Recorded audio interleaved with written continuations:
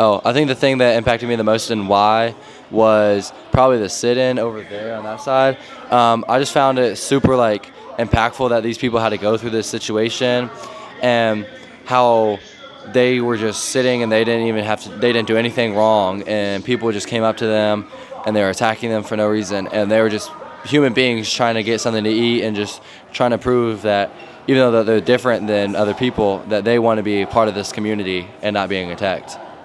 I feel like the Broken Promises exhibit impacted me the most, just because it's really like a stain on our nation's history, and just how we've mistreated so many people in the past, actively defying what our nation's values were set upon when the nation was founded. And I feel like that's a big testament as to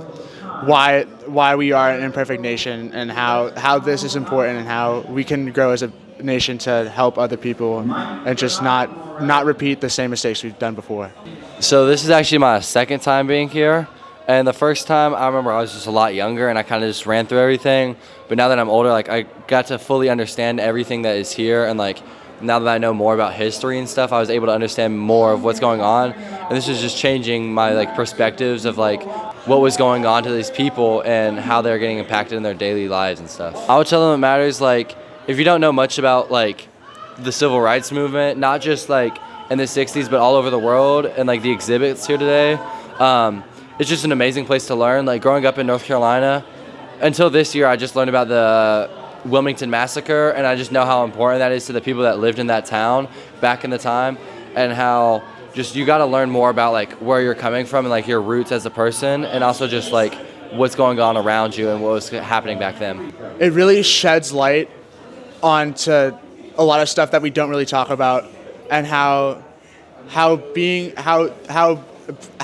civil rights is a part of American history, how it's so enshrined in American history.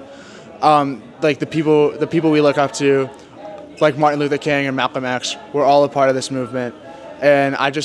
it really just brings light on stuff that isn't really talked about in school or just around the country, because we really like to only talk about the good stuff in American history. We don't like to talk about all the bad stuff we've done, with civil rights and with African Americans and the institution of slavery, which basically started with the countries.